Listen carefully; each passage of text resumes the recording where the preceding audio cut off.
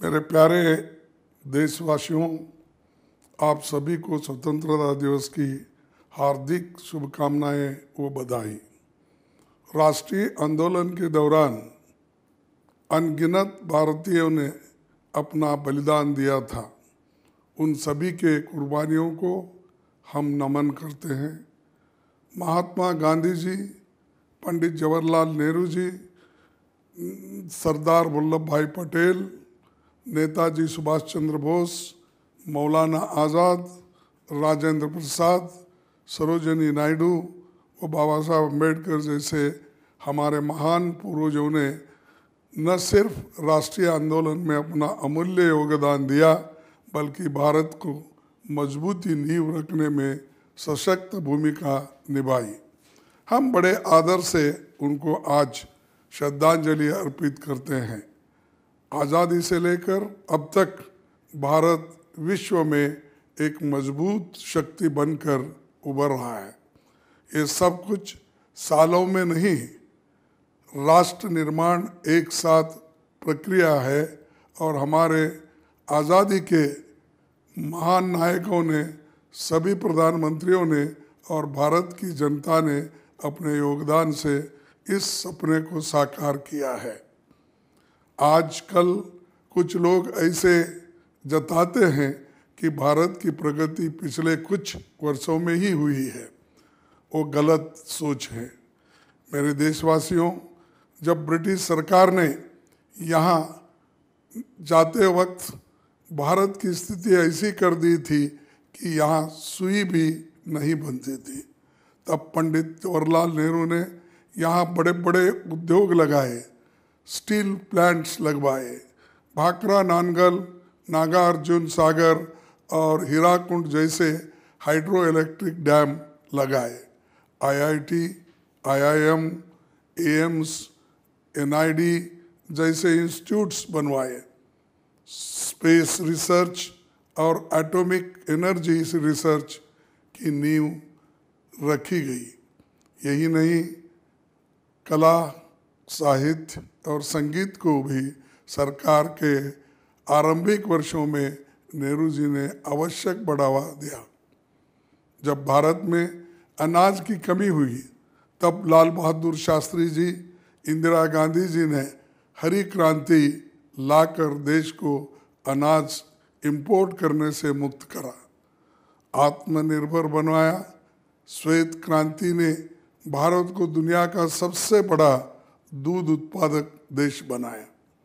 जब पूरा विश्व पश्चिमी पाकिस्तान के क्रूर तांडव को देख नहीं पा रहा था, तब भारत ने श्रीमती इंदिरा गांधी जी के नेतृत्व में दुनिया का नक्शा बदला और बांग्लादेश स्थापित किया।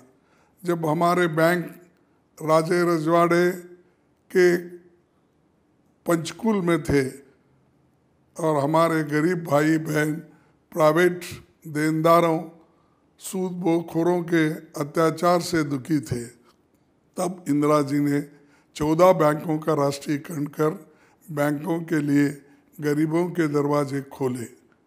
कुछ लोग गरीबी हटाओ पर सवाल उठाते हैं, पर उनको ये जान लेना चाहिए कि 1980 से 1950 के बीच में ही, जिसमें 4 वर्ष इंदिरा गांधी जी ने 21% लोग गरीबी रेखा से ऊपर आए थे, ऐसे ही 27 करोड़ लोग यूपी सरकार के कार्यकाल में गरीबी को मात दे पाए।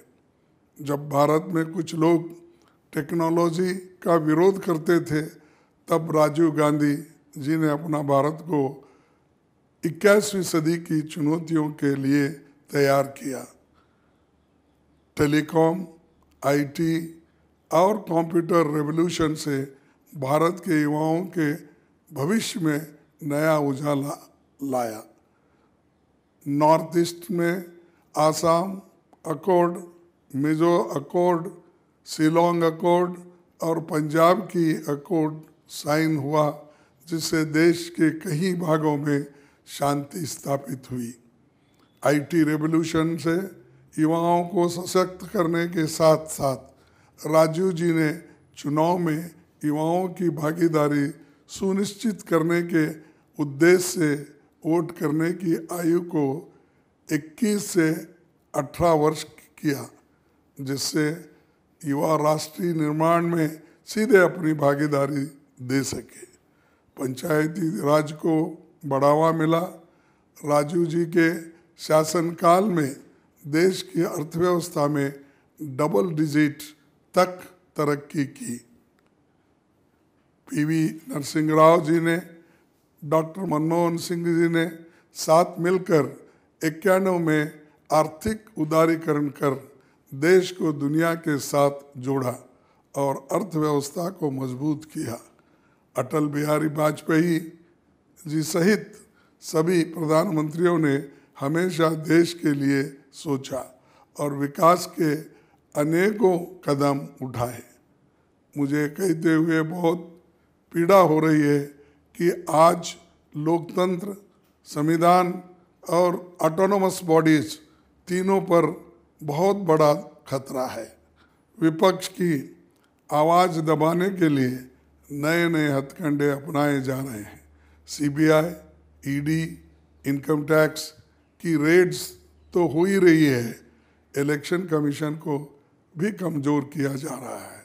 पार्लियामेंट में विपक्ष के सांसदों को निलंबित कर उनकी आवाज़ को कुचलने की कोशिश की जा रही है।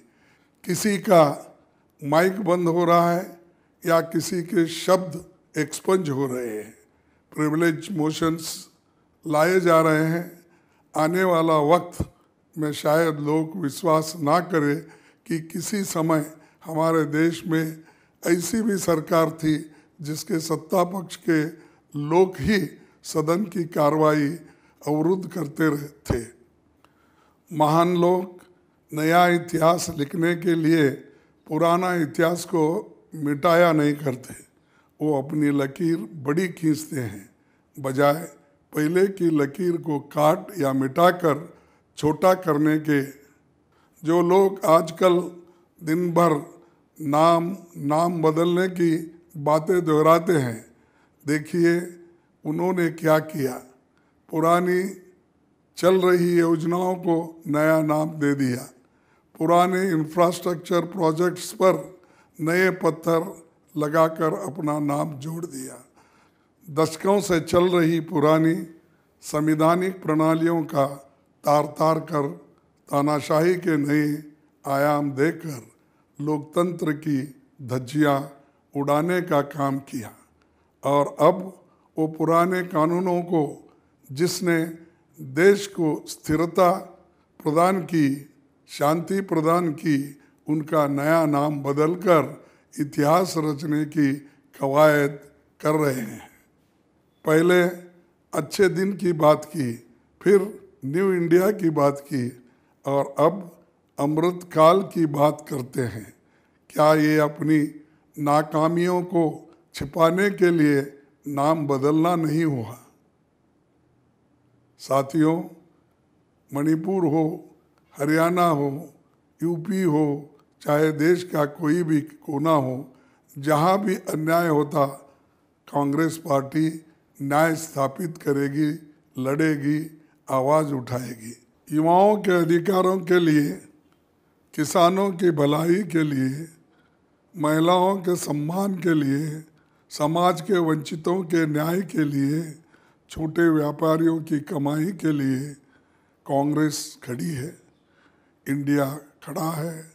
लोकतंत्र और संविधान हमारी देश की आत्मा है और इस स्वतंत्रता दिवस के अवसर पर हम ये प्रण लेते हैं कि हम देश की एकता और अखंडता के लिए, प्रेम और भाईचारे के लिए, सौहार्द और सद्भाव के लिए लोकतंत्र और संविधान की स्वतंत्रता कायम रखेंगे। इसी दृढ़ संकल्प के साथ आप सभी को स्वतंत्रता दिवस की पुनः बधाई। जुड़ेगा भारत, जीतेगा इंडिया। जय हिंद, जय भारत।